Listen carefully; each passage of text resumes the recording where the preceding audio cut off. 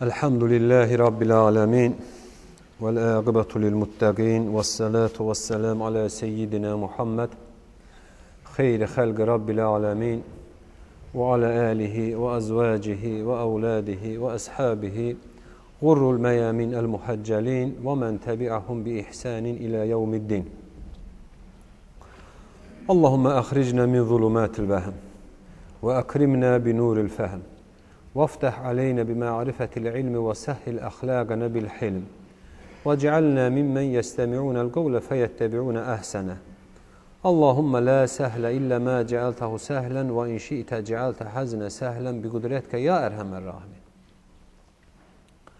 اللهم أرنا الحق حقا وارزقنا اتباعه وأرنا الباطل باطلا وارزقنا اجتنابه اللهم ربي اشرح لي صدري ويسر لي أمري واحلل عقدة من لساني يفقهوا قولي أما بعد قال الله تعالى في كتابه الكريم وما أتاكم الرسول فخذوه وما نهاكم عنه فانتهوا وقال تعالى أيضا وأنزلنا إليك الذكر لتبين للناس ما نزل إليهم وقال تعالى أيضا لقد كان لكم في رسول الله أسوة حسنة لمن يرجو الله واليوم الآخر وذكر الله كثيرا Sadakallah ve bellaga Resulullah. Selamun Aleyküm ve Rahmetullahi Teala ve Berekatuhu. Əzizlər, Allah Subhanahu Teala Kitab-ı Kerimində buyurur وَمَا أَتَاكُمُ الرَّسُولُ فَخُذُوهُ وَمَا نَهَاكُمْ عَنْهُ فَانْتَهُوا Resulun size verdiği her şeyi kabul edin, götürün.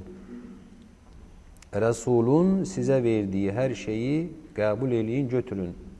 Ve qadağan elədiyi her şeyden de uzaq dayanın, tərk eləyin. Digər bir ayət-i kərimədə buyurur Subhanahu wa Taala وَاَنْزَلْنَا اِلَيْكَ الذِّكْرَ لِتُبَيِّنَ لِلنَّاسِ مَا نُزِّلَ اِلَيْهِمْ Biz senin üzerine zikri nazil ettik ki insanlara onların üzerine nazil olanı izah eləyəsən. Yəni insanlara izah eləyəsən ki onlara nazil olan nədir? Digər bir ayət-i kərimədə də buyurur Subhanahu wa Taala لَقَدْ كَانَ لَكُمْ فِي رَسُولُ اللّٰهِ اُسْوَةٌ حَسَنًا Resulullah sallallahu aleyhi ve sellem'in hayatında, yaşayışında sizin için güzel nümune var. Kimsiz sizler, o nümune kimin içindi? Limen yercullah vel yevmel ahire. Allah'ın rızasını, Allah'ı isteyip Allah'ı arzu eleyenler ve ahiret hayatını arzu eleyenler için. Ve zekarallaha kethira. Ve bunun yanında da Allah'a çok çok zikr eləyir. Allah'ı çok çok hatırladır. Biraz bizim söhbətlərimizə həvəsi olan qardaşlar, bizim söhbətlərimizə nisbətən diqqət yetirən qardaşlar hər halda bir qüsur hiss eləməli idilər. Mən nəsə eləmədim. Nəsə demədim. Nə demədim? Hədis oxumadım sizə. Qalə Resulullah deyə hədis oxumadım. Adətən söhbətimizi üləmanın, yəni əcdadımızdan gələn sələf-ü salihinin üsulu budur. Söhbətə başlayarkən əvvəlcə ayə oxuyarlardı, rəhməhumullah. Mövzu ilə əlaqədar ayəni oxuyarlardı. Ondan sonra onunla əlaqədar hədis şərfi deyərlərdi. Ondan sonra da başlayardılar söhbətə. Və biz də o yolu tutmağa çalışırıq, Allah o yoldan ayırmasın. Amma bugün sizə hədis oxumadım. Elə məqsədim də söhbətimizi bu mövzuya həsr eləmək idi deyə hədis oxumadım. Bugün çalışacağım ki, sizlə sadəcə Quran ayəsi ətrafında danışım əzizlər. Niyə? İslam şəriəti, son Peyğəmbər Rəsul Əkrəm əleyhissalatu vəssələm Allah Azimuşşandan vəhiy əmri aldığı gündən, o gündən ta bu günə qədər Resulullah sallallahu aleyhi və səlləmə zidd olan və Resulullah'ın getirmiş olduğu bu nuru söndürmeye çalışan yuridune en yudfi'u kelamallah ve bir diğer bir ayette de nur Allah. Allah'ın nurunu söndürmeye çalışan zümrə vardır və qiyamətə qədər də olacaqdır. Ola bilər bugünkü söhbətimiz biraz nə bilim maraqsız alınarmı ya biraz quru alınarmı? Amma zərurətdir. Amma zərurətdir ki, mən bu söhbəti eləyim. Və tarix boyu İslamın insan bəşər həyatına gələn, bizim son şəriətimizin insan bəşər həyatına gəlib əmr olunduğu gündən bunun əksində dayanıb bunu zədələməyə çalışanlar olub olacaq dedik. Və hamımızın bildiyi, hamımızın etiraf elədiyi kimi İslam şəriətinin əsası, ana qaynağı Qurani Kərimdir, Allahın kəlamıdır. Digər dinlərdə olduğu kimi. Quran bizim şəriətin əsasıdır. Tövrat Musa aleyhissalamın, İncil İsa aleyhissalamın və bu şəkildə. Vəhiy, Quran mənbəyi, vəhiy mənbəyi dinin əsasıdır, gələn şəriətin əsasıdır. Və bu şəriətlə, bu kitabla Allah subhanahu taala qullarına özünün əmrlərini və qadağanlarını çatdırır. Peyğəmbərlər də o kitabı alan, o kitabı, o vəhyi qəbul edən peyğəmbərlər də Allahın əmrlərini, qadağanlarını insanlara təbliğ eləməklə məsuldular.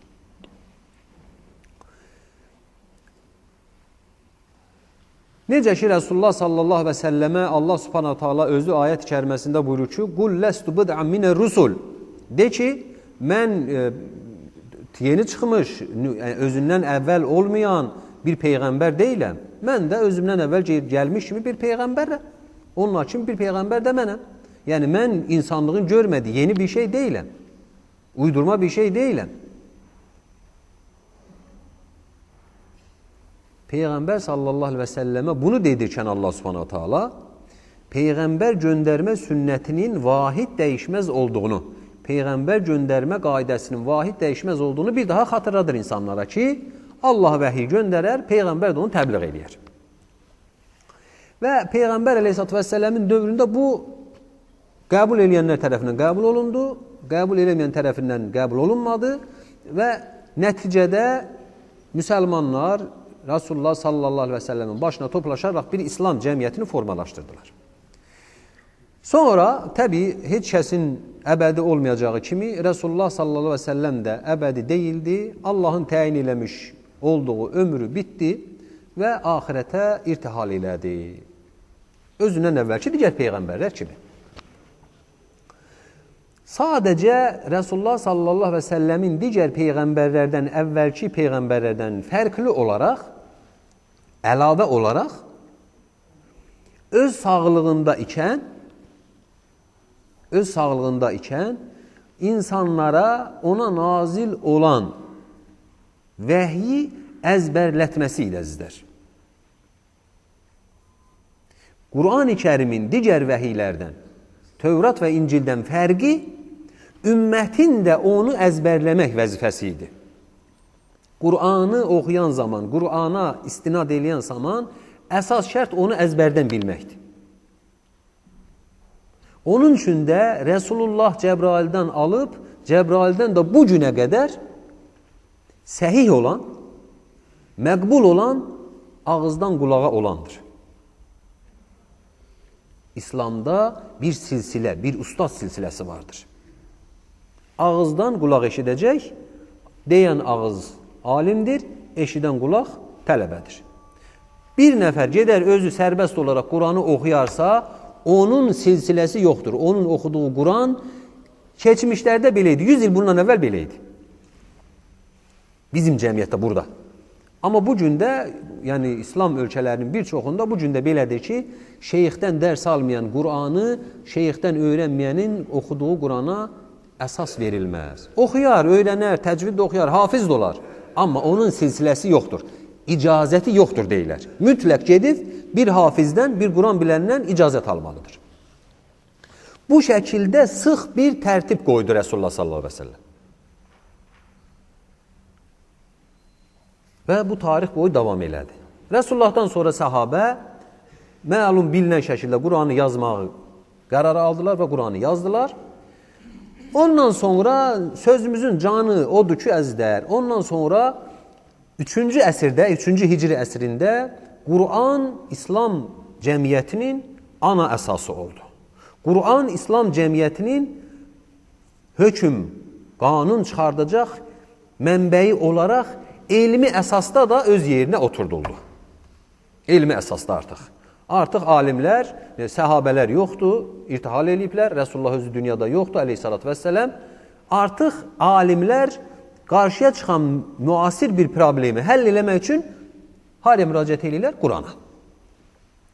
Bunun yanında hamımızın bildiyi kimi sünnət də ikinci bir mənbədir. Resulullah sallallahu aleyhi və səlləmin dediyi, elədiyi və münasibət göstərdiyi. Buna təqrir deyərlər usul-u hədisdə və usul-u fıqhda. Buna təqrir Resulullahın münasibəti. Bu da sünnətdən hesab olundu. Və İslam bir kamillik şəklində fıqh insanların nə leyhinə, nə əleyhinədir bunu araşdıran elm olan fıqh formalaşıb özünün kamil formasını aldı. Müştəhid alimlər tərəfindən işlənildi, bir əsasa oturduldu. Amma əzizlər, dediyimiz kimi, bu gündə var, o gündə var, amma İslamın bu şəkildə sağlam əsasa oturdulmasını istəməyən qüvvələr var idi o gündə. Bu gündə var. Bunlar iddia elədilər və başladılar ki, yox, sünnət şəriətin əsası ola bilməz.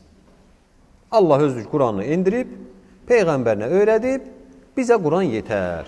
Sünnətə ehtiyac yoxdur. Tarix boyu bu fikirdə olan insanlar var, bu və digər şəkildə.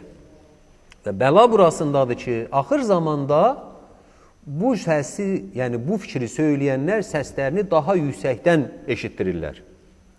İslam gəncini, necə ki, tarixdə İslam cəmiyyəti, İslam alimləri Quran və sünnə üzründə İslam cəmiyyətinin hüquqi əsasını, elmi əsasa oturdub bərk etdilər və o əsasda artıq alınmaz qalıya çevirdilər. Həmçinin indiki dövrdə də İslam gəncliyinin öz mənbəsinə, öz ilkin məxəzinə, öz ilkin mənbəyinə qayıtdığını görənlər narahat olmağa başlayırlar. Və gəncləri bu kimi səfsətələr deyirəm, bu kimi səfsətələrlə azdırmağa çalışırlar. Neymiş o səfsətədə? Quran var. Allah Teala Quranı nazil eləyib. Artıq bir şeyə ehtiyac yoxdur. Niyə? Çünki hədis vəhiy deyil. O mənada ki, qorunan vəhiy deyil. Hədis bilirik, zəif hədis var, uydurma hədis var, yalanı var, nə bilim nəyi var, filanı var, feşməkəni var. Amma Quran ümmətin yeşdilliyindən sabitdir, toxunulmazdır, pozulmazdır. Buna görə də əsas olaraq Quran götürüləcək, hədis lazımdır. Atırıq hədisi. Bu fikri qorxmadan yüksək səsindən elan eləyənlərin sayı günü-gündən çoxalır. Amma əzizlər, elə düşünməyin ki, Quran haqqında demirlər bu sözləri. Vallahi, həmin zümrə Quran haqqındadır deyir bu sözü. Sadəcə hələ sünnə tərəfdə bir balaca boşluq görüblər. Düşmən hardan hücum eləyər? Müdafiənin zəif olduğu yerdə. Birazdandan Qurana keçəcəklər hücuma. Narahat olmayın. Orada burada səslənir. Orada burada səslənir. Quran haqqında da səslənir sözlər. Çalışılır, bugün Quranın da aradan gedilməsinə çalışılır. Misalı, adamın biri çıxıb öz fikrini müdafiə eləyir. Necə müdafiə eləyir? Nə bilim, filan illərdən filan illərə qədər filan qədər tərcümə olunub, hərəsi bir cür tərcümə olunub. Hamısı səhifdir. Bu sözü deyir bugün. Tərcümələr haqqında danışır. O bir tərəfdən də deyir, Quranı tərcümə eləmək lazımdır. Bu gənclik başa düşə bilmir. Nə lazımdır ərəb dilini oxusun? Tərcümə elə ver, özü oxusun. Təbliğ elə, tərcümə elə. Qopartma usulunu görürsünüzmü? Gətirirsən, hazır öz dilində verir. Quran dediyin budur, oxu, anla. Ərəb dili nə ilə lazım? Bir pul çəkəcəksən, zəhmət çəkəcəksən, vaxt çəkəcəksən, ərəb dili öyrənəcəksən. Al, mən sana verdim öz dilində, oxu. Necə ki, vaxtı ilə sünnətdən də bu şəkildə uzaqlaşdırıldı ümmət. Bir belə zikir elə, gecə nə bilim nə ilə, onu belə elə, bunu belə elə, hədisi nə insan oxuyub, hədis filandır, nə bilim budur, odur deyə ümməti sünnətdən uzaqlaşdırdılar. Ümmət gəldi, çıxdı, bir vəziyyətə düşdü ki, indi ümmət heyran bir vəziyyətdədir, çaşqın bir vəziyyətdədir. Bilmir sünnətin səhihi nədir, səqimi nədir, zəifi nədir, uydurması nədir. Elə hardansa bir hədis eşidir, qutardı. Onun üçün də əziz qardaşlar, bu kimi iftiralara, bu kimi böhtanlara, dinimizə, şəriətimizə olan böhtanlara xüsusilə gənclər fikir verməməlidir. Gözəl danışır. Götürür Quran ayəsini. Adam Quran ayəsini oxuyur. Quran ayəsi gözəldir. Quran ayəsindən izah eləyir. Bir müsəlman hara gedirsə getsin, son bağ Quranadır. Əlini qoyur bir cavan oğlan, cavan qız, nə bilim bir insan, oturur qulaq asır. Allah sevgisi var qəlbində. Dinini öyrənmək istəyir. Başlayır Qurana qulaq asmağa. O da Qurandan danışır. Allah Teala filan ayədə bunu dedi, filan ayədə bunu dedi. Ayədə budur, Allah Teala deyib. Allah Teala da Kitab-ı Kərimdə buyurur. Yudillu bihi kəsiran və yehdi bihi kəsira. Bu elə bir kitabdır ki, bu kitabla bir çoxları azar, sapıqlığa düşər. Bir çoxları da hidayət tapar. Kaş ki bu ayədən xəbəri olsa da gənclərin. Kaş ki Quran-ı Kərimdəki ayələrin hamısından dolğun bir şəkildə xəbəri olsa da gənclərin. Quranın üsulunu əvvəlki kimi köhnədən necə idi, bu gün də elə. Özünə lazım olan ayəni sənə oxuyur. Hansı ki onu susturacaq. Hansı ki, o ayə o birisi ayə ilə izah olunacaq, onu gizlədir. Onun üçün də sizlər bugün sizə bir neçə ayəni oxuyub, bu barədə sizlə fikir mübadiləsi aparmağa çalışacağım inşallah. Adam deyir ki, budur, Quranda ayə var. Mə farratnə fil kitəbi min şey. Ya qardaş, Allah subhanahu ta'ala sənə deyir ki, Allah deyir bunun kitabında, mə farratnə fil kitəbi min şey. Bu kitabda heç bir şeyi üstü örtülü qoymadıq. Bu kitabda toxunulmamış bir şey qalmadı.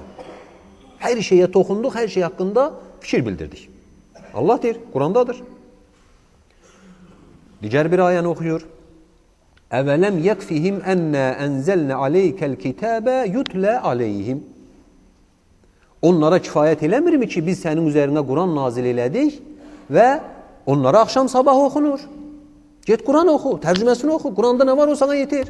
Quranda halalsa halaldır, haramsa haramdır. Qutardı, başqasını axtarma. O mübahlardan da Allah Teala onu rəhm eləyərək o barədə hökm bildirməyib sizə. Nə lazım idi, sizə nə tələb olunurdu, onu da Allah deyibdi. Bu da kitabında deyir Allah Subhanahu Teala.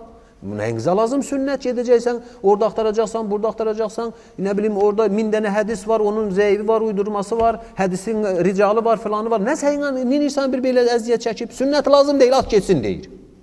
Dəlini də hardan göstərdi? Ha budur Quranla. Təcrübəsi olmayan bir gənc, qəlbində iman, İslam nuru olan bir gənc, Quran ayəsi eşidir, nətər inkar eləyə bilər? Kim inkar eləyə bilər? Heç kəs.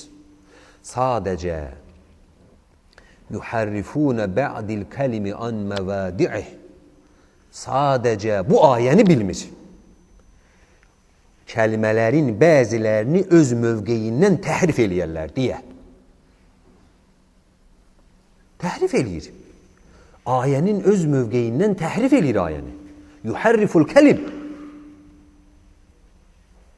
Ayəni təhrif eləyir sana, özünün istədiyi kimi sana çatdırır ayəni. Nə ilə izah edirik? Onunla izah edirik ki, bu kitab özünü təfsir eləyən bir kitabdır. Burada incə bir nöqtə var əzizlər. Aman ondan ehtiyatlı olun. Quran ayəsindən vurulmaz. Bunu dəqqətlə bilmək lazımdır. Yəni, Quranda bu ayə var, bu ayəni inkar eləmək, bu ayəni etiraz eləmək adına digər bir ayə oxunmaz. Allah qorusun, insanı dindən çıxardar.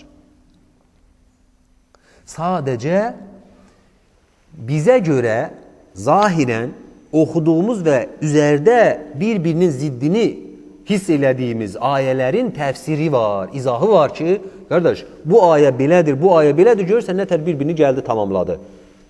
Allah'ın kitabında birbirine zidd olan ayet yoktur, olabilmez. Sadece bir ayəni digərinlə izah edirik. Bəli, Allah subhanahu wa ta'ala kitabında buyurur ki, bu kitabda toxunulmadıq mövzu yoxdur. Əmənnə və saddaqnə. İnandıq və təsdiq elədik. Allah subhanahu wa ta'ala Quran-ı Kərimində hər bir mövzuya toxunubdur. İndi bu dəfə sual çıxır ortaya. Biraz düşünən adam deyir ki, adətən bu da misaldır, belə deyərlər. Deyir ki, bir kisə undan neçə çörək çıxır? Quranda var mı? Demirsiniz hər şey. Bir kisə undan neçə ədəd çörək pişirmək mümkündür? Var mı Quranda? İndi bunu Quranda hər şey yazılı deyəni bağlamaq istəyir bir cahil öz ağlından. Deyir, var. Necə var? Telefonunu götürür, bir çörək pişirən ustaya zəng eləyir. Qardaş, bir kisə undan neçə çörək çıxır? 50, 60, 100 nə bilim, nə? O da bir ədəd deyir. O da qadir buna deyir ki, Quranda yazılır ki, Quranda deyilir ki, tələsməyin, səbr edin biraz. Quranda deyilir ki, bir kisə undan söz misali 50 çörək çıxar. Hardan aldın bunu? Hani Quranda yoxdur, yazılmır? Deyir, bu da Quranda yazılır. Fəsəlu əhlə zikri in kuntum la ta'lamun. Quran deyir ki, əgər bir şey bilmirsinizsə onu bilənlərdən soruşun. Mən də biləndən soruşdum. Yəni, Quranda hər şeyin əsası vardır. Quran bir dənə xırdalıq kitabı deyil. Məsələ kitabı deyil. Quranda hər şeyin əsası vardır. Hər şeyin əsasını Allah tamı-tamına izah edibdir. Ayənin mənasını başa düşdükmü? وَمَا فَرَّتْنَا fil kitabi min şey. Bu kitabda heç nəyi izah eləmədən qoymadıq. Hər şeyin izah olunmaq üçün əsasını verdik. Bu ayənin izahı budur. Gözəl, yaxşı. Sünnətə nə ehtiyac var o zaman? Budur ona zəng elədik, bilənindən soruşduq. Sünnətə ehtiyac qalmadı bu zaman. Ona görə də növbəti bir ayəni oxuyuruq əzizlər.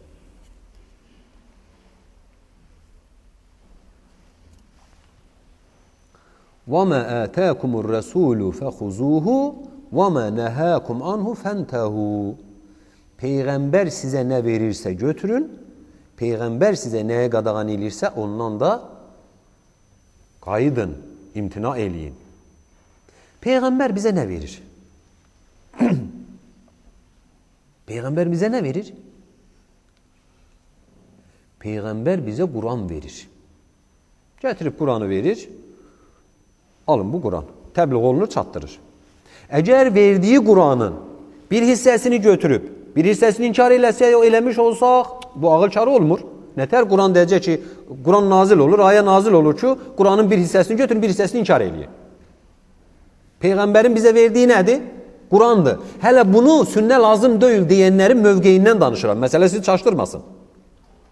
Quran lazımdır, sünnə lazım deyil deyənlərin mövqeyi budur ki, Allah deyir kitabında Quran vermişəm, Peyğəmbər də bizə Quranı veribdir. Biz də onu götürürük. Yaxşı, bəs onda götürməyəcəyimiz nədir?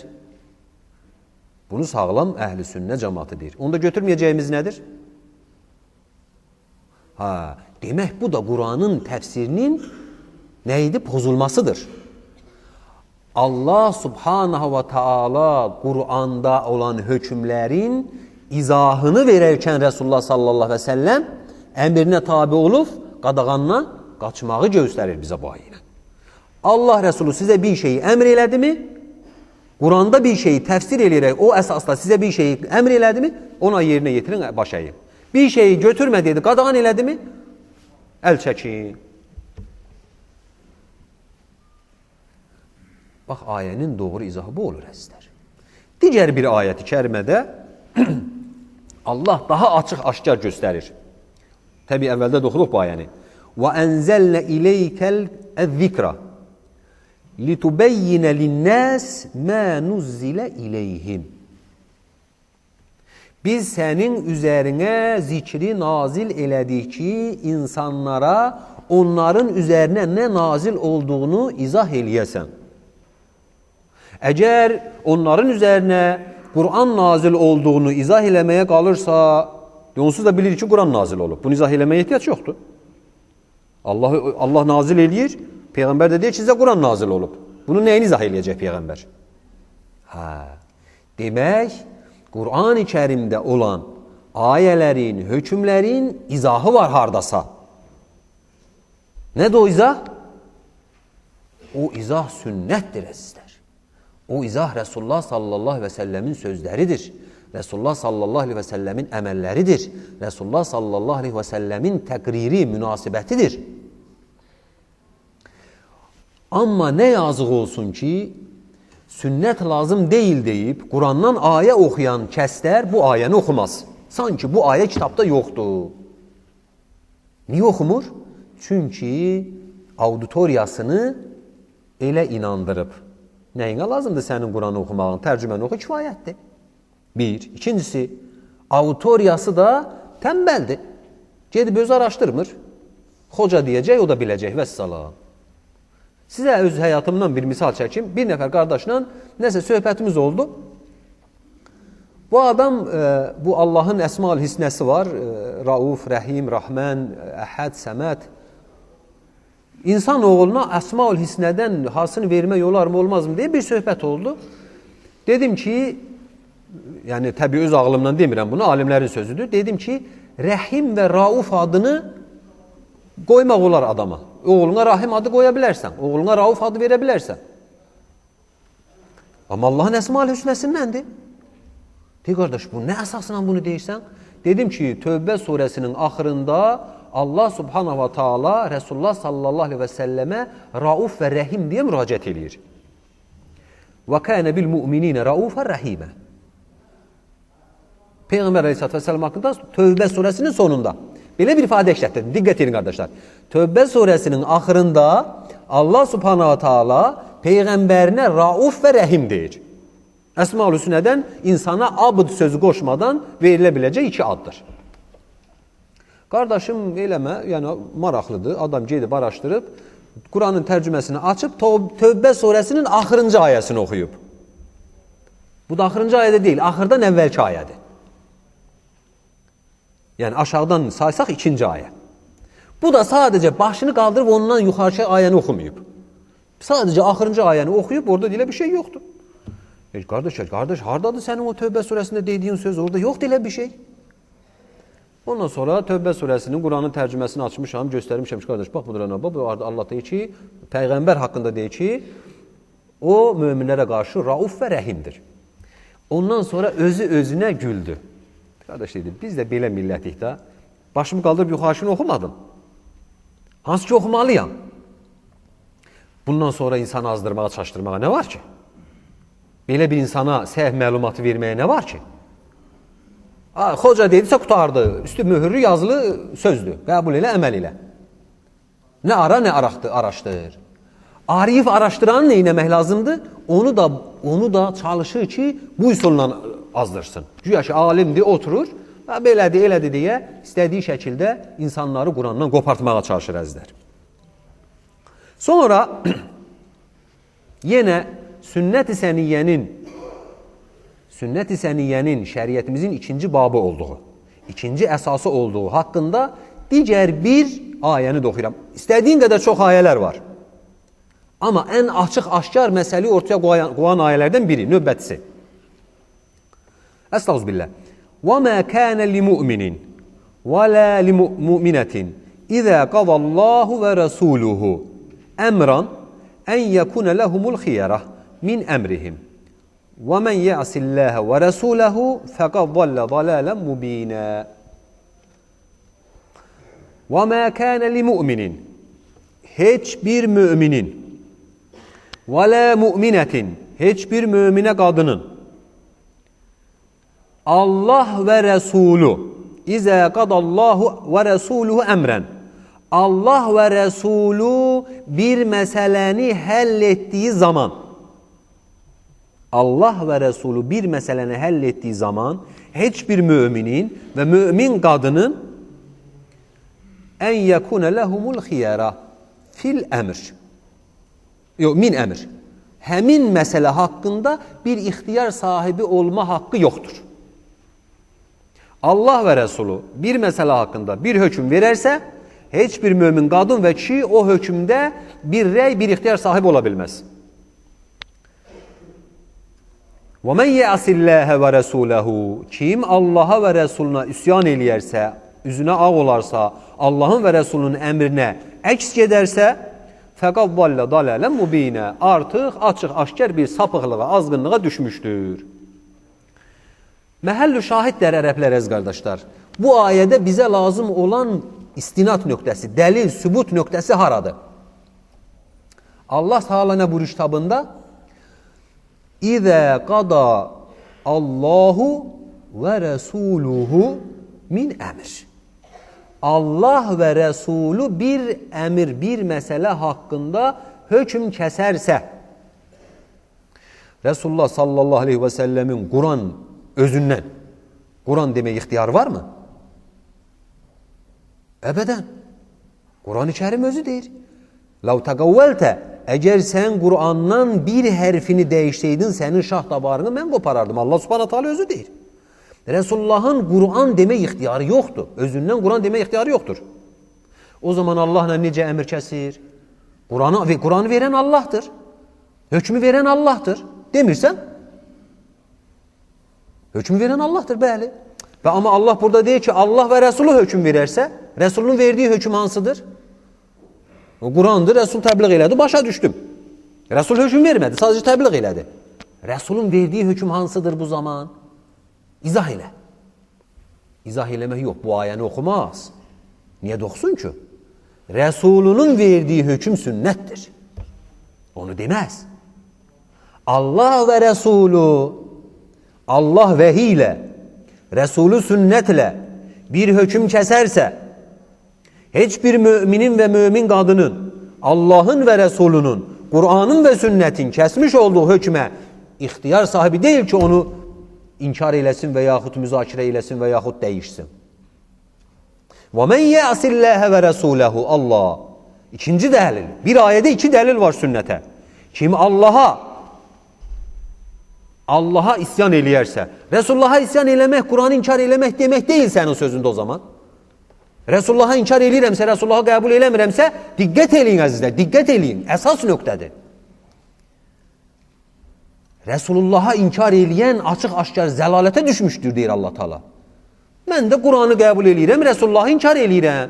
Sünnəti mənə lazım deyil deyirəm. Budur, Qur'anı inkar eləmirəm ki. Qur'an məndədir. Qəbul eləyirəm, əməl eləyirəm.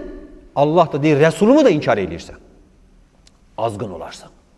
İndi mənə de, izah elə görüm, ay Qur'ana sarılıb, sünnə lazım deyil deyən, Rəsulu inkar eləmək nə şəkildə olur? Qur'anı inkar eləyərkən nə şəkildə Rəsulu inkar eləmək olur? İzah elə. Qur'anı inkar eləyən Allah inkar eləmiş olur, Rəsulu deyil. Qur'anın hökmünü inkar eləyən Allah inkar eləmiş olur, Rəsulu deyil.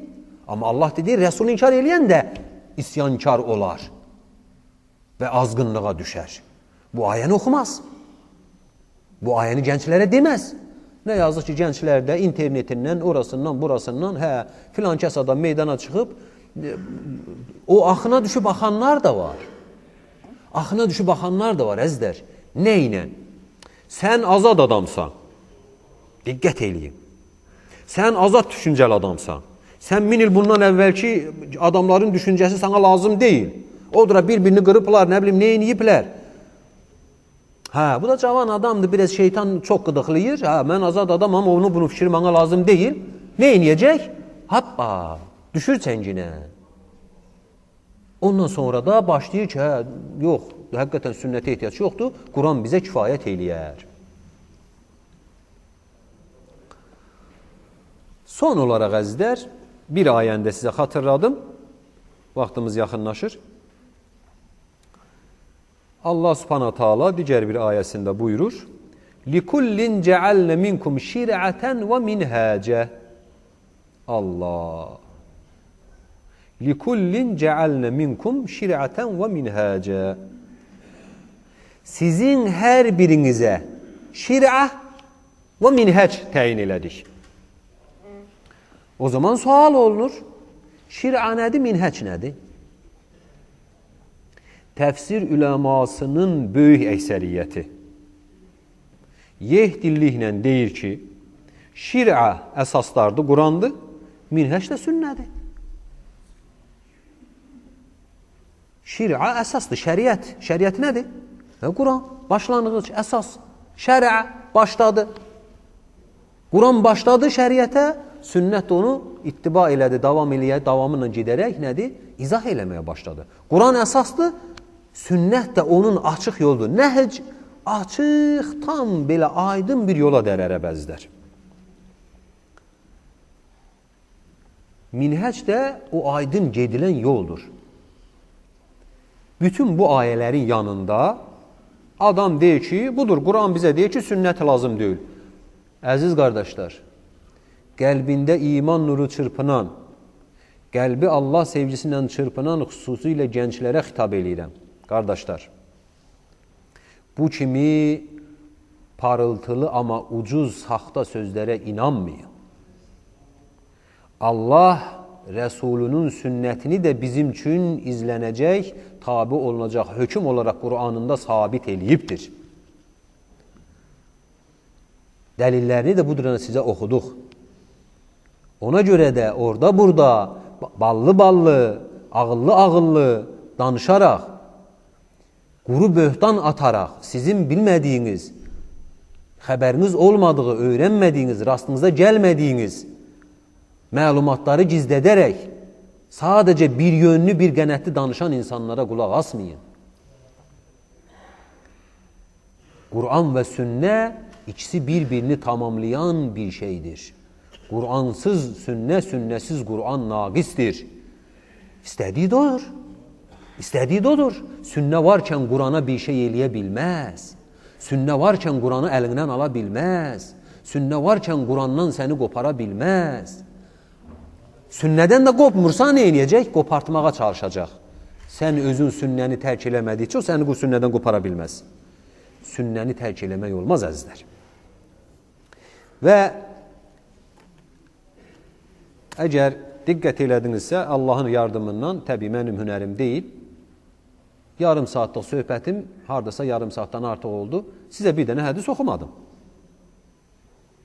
Bunu da elmimin azlığı, səhvimin çoxluğu, şəxsimin qüsurundan sünnətə ehtiyac yoxdur deyənlərə meydan oxumaq üçün elədim. Quranla sübut elədim ki, inşallah Allahın yardımından ki, sünnət də şəriətin ikinci əsasıdır. Quran ayəsindən. Qəbul eləmirsən sünnəti, eləmə. Bunlara sözün nədir? Bu ayələrə sözün nədir? Demirsən ayə lazımdır mənə, ayə göstər. Ha, bunu göstərdim. Bütün bunlardan sonra əzlər, amma biz əhl-i sünnət vəl cəmaat olaraq öz mövqeyimizdə qalıb, sünnətin bir möcüzəsini də sizə xatırladacağım. Görün necə bir mənbənin, necə bir neymətin, necə bir xəzinənin, necə bir gücün üzərindəyik. Ona sarıldığımız müddətcə. Əbu Davud, İmam Tirmizi və digər hədis sünən əshabı rəvat eləyər, səhih və həsən arasında ittirab eləyər hədis, buyurur sallallahu aleyhi və səlləm, Ələ inni utitul kitəbə və mithləhu mə'ahu. Diqqət eləyin. Mənə kitab və kitab kimi bir şey verildi. Yəni, mənə kitab və sünnə verildi. Lə yuşiku, heç şübhə yoxdur ki, yaxında rəculun şəbə'anun, Allah, rəculun şəbə'anun, heç şübhə yoxdur ki, yaxında qarnı tox kişi, alə ərikətihi, kürsüsündə, ağalarından alıb yediyi puldan qarnı tox olan kişinin, bunu belə oxu, belə deyən kişinin, hansı ki gedir ağasından dərs alır, ağası da öyrədir ki, get filan yerdə filan şey deyinən, o qarnı tox olan kişinin haqqında verilən 1400 il bundan əvvəl verilən sözə qulaq asın əzizlər. Alə ərikətihi yəqulu, kürsüsündə oturub deyir, Aleykum bihəzəl Qur'an, sizə bu Quranla qarşılıq verəcəm. فَمَا وَجَدْتُمْ ف۪يهِ مِنْ حَلَالٍ فَأَحِلُّوهُ. Kur'an'da bir şeyi halal taptınız mı onu halal eləyin.